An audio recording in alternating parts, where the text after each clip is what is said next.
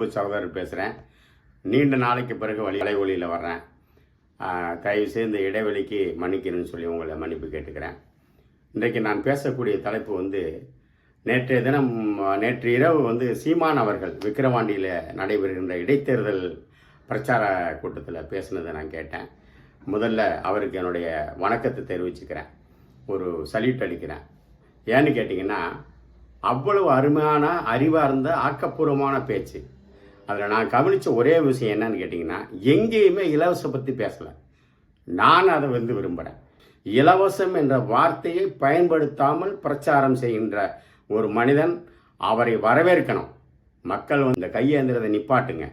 ஒரு நல்ல மனிதன் இலவசம் கொடுக்க மாட்டேன், இந்த நாடு இந்த மக்கள் சுபிட்சமாக இருக்கணும், அதற்கு என்னெல்லாம் உழைக்கணும், முதல்ல உழைக்கணும், அதை சொல்லி கொடுக்குறான் ஒரு மனுஷன். அதை கேளுங்க. அனைத்தும் அழிக்கப்படுகிறது, அதை காப்பாற்றணும் அப்படின்னு சொல்லி ஒரு மனுஷன் கெஞ்சுறான், அதை கேளுங்க. அனைத்து கனிம வளங்களும் கொள்ளையடிக்கப்படுது, அது நம்ம காப்பாற்றணும், நமக்கு சொந்தமானதுன்னு சொல்லி அந்த மனுஷன் கத்துறான், அதை கேளுங்க. இந்த இனம் அழிந்து கொண்டிருக்கின்றது, மொழி அழிந்து கொண்டிருக்கின்றது, அதை நம்ம காப்பாற்றணும்னு சொல்லி அந்த மனுஷன் கத்துறான், அதை கேளுங்க. ஆனால் இந்த மக்கள் எதையுமே காதில் வாங்கிக்கிறது இல்லை. எங்கே இலவசம் கொடுக்குறான், அவன் புடவை கொடுக்குறானா, அவன் வேஷ்டி கொடுக்குறானா, ஐயோ அசிங்கமா இல்லையா? நான் ஒரே ஒரு விஷயம் சொல்கிறேன், தயவு செய்து சீமான் அவர்கள் ஒரு விஷயம் பேசுனாங்க, எனக்கு அது ரொம்ப உண்மையிலே அருமையான விஷயம் பேசுனாங்க, அதை நான் சொல்லுவேன். ஆனால் எனக்கு அந்த துணிச்சல் இருக்குது, சொல்லணும்னு நினைப்பேன், அதை அவர் சொல்லிட்டாரு. ஏங்க, என் மனைவிக்கு புடவை நான் எடுத்து கொடுக்கணியா? ஒரு அடிப்படை ஒரு இது வேண்டாமா? பொங்கலுக்கு கொடுக்குறான், அதுக்கு கொடுக்குறாங்க, இதுக்கு கொடுக்குறாங்க, அரசாங்கம் கொடுக்குன்னு சொல்லி அதனால் வாங்கிட்டு வரேன், போய் தொலையுது. ஆனால் எவனோ வருவேன், உங்களை ஐஸ் வைக்கிறது, புடவை வாங்கி தரேன்னு சொல்லி வாங்கி தர்றான். அதை போய் நம்ம மனைவியை விட்டு வாங்கிட்டு வர சொல்கிறோமேன்றது ஒரு தன்மான அசிங்கம் உங்களுக்கு தெரியலையா? தயவு செய்து மாறுங்க. இதைத்தான் சீமான் அவர்கள் கத்திக்கிட்டு இருக்கிறாரு.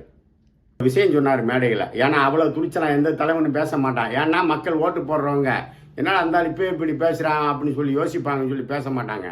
அதில் ஒரு விஷயம் சொன்னார், மக்கள் தன்மானம் இழந்து இருக்கின்றார்கள், மக்கள் மரியாதை இழந்து இருக்கின்றார்கள், மக்கள் சுயநலவாதிகள், அதனால தான் மீண்டும் மீண்டும் தவறு செய்தவர்களை தேர்ந்தெடுக்கிறார்கள். அப்போ தவறு செய்தவர்களை தேர்ந்தெடுக்கின்ற போது இவர்களுக்கு என்ன நல்லது கிடைக்கும்? சொல்லுங்க. குடிக்க நல்ல தண்ணி கிடைக்குதா? நடக்க நல்ல ரோடு இருக்கா? இதெல்லாம் யோசிக்கிறீங்களா? உங்களுக்கு அதெல்லாம் கவலையே இல்லை. ஏதோ கிடைச்சா போதும், அன்னைக்கு ஒரு நாள் சாப்பிட்டு போகணும். இப்படி வாழ்கிற வாழ்க்கையா ஒரு வாழ்க்கை?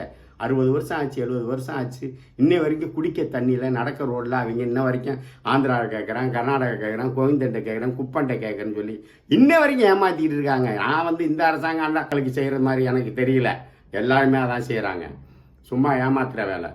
இந்த நேரத்தில் மரியாதைக்குரிய சீமான் அவர்களுக்கு நான் வேண்டிக் கொள்வது, கேட்டுக்கொள்வது, தயவு செய்து தங்களுடைய இயக்கம் ஏதோ கூட்டணியோடு போக போகிறது என்று பல ஊடகங்கள் பேசுகிறதை கேள்விப்பட்டிருக்கேன். நீங்கள் புரிந்து கொள்ளுங்கள். நீங்கள் நன்றாக வளர்ந்து வந்திருக்கிறீர்கள். ஒரு அரசியல் அங்கீகாரம் கட்சியாக மாறிவிட்டீர்கள். மக்கள் உங்களுக்கு அங்கீகாரம் கொடுத்திருக்கின்றார்கள். முழுமையாக கொடுக்கவில்லை என்பதற்காக இன்னொரு கட்சியில் தயவு செய்து கூட்டணி போய்விடாதீர்கள். நான் அப்படி ஒருவேளை கூட்டணி போக வேண்டும் என்று சொன்னால், இன்று இருக்கின்ற சிறிய கட்சிகள் இவர்களோடு கூட்டணி வையுங்கள், அப்படி என்பது என்னுடைய வேண்டுகோள். கூட்டணி இல்லாமல் ஒருவர் ஆட்சி அங்கீகாரத்துக்கு வர முடியாது.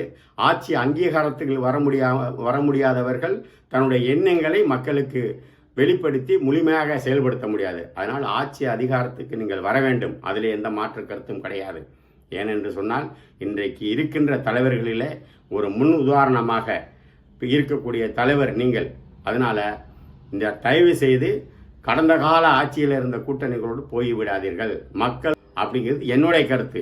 நீங்கள் தலைவராக என்ன வேணாலும் முடிவெடுங்க. அது போக இந்த மரியாதைக்குரிய விஜய் தம்பி வர்றாரு, அப்புறம் திருமாவளவன் சார் இருக்காங்க. திருமாவளவன் சார், நீங்களெல்லாம் இன்றைக்கு ஒரு அங்கீகாரம் பெற்ற கட்சியாக மாறிட்டீங்க. தயவு செய்து நாட்டின் நலன் மீது அக்கறை கொண்டவர்களாக இருந்தால் இந்த விஜய், திருமாவளவன் சார், இந்த சின்ன சின்ன இயக்கங்களுக்கு பார்த்தீங்களா, இவர்களெல்லாம் சேர்ந்து சீமான் அவரோட கூட்டணி வைத்தீர்கள் என்று சொன்னால் ஒரு நல்ல ஒரு புதிய ஒரு பரிமாணத்தை எடுக்கலாம். ஏனென்று சொன்னால் நீங்களெல்லாம் நிச்சயமாக ஏதோ ஒரு கட்சியில் கூட்டணி சேர்ந்து 2 சீட்டு 5 சீட்டு தான் பண்ண முடியும்.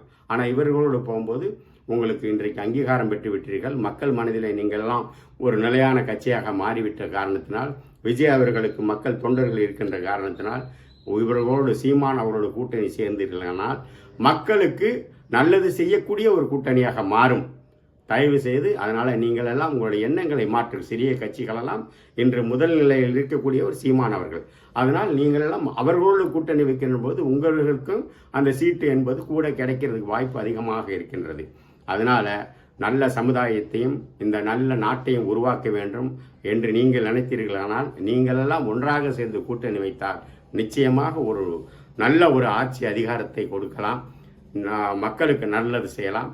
உண்மையிலேயே உங்களுக்கு நாட்டின் மீது மக்கள் மீதும் அக்கறை இருந்தால் இந்த கூட்டணி அமையுங்கள் என்று உங்களை அன்போடு கேட்டுக்கொள்கிறேன். நன்றி, வணக்கம்.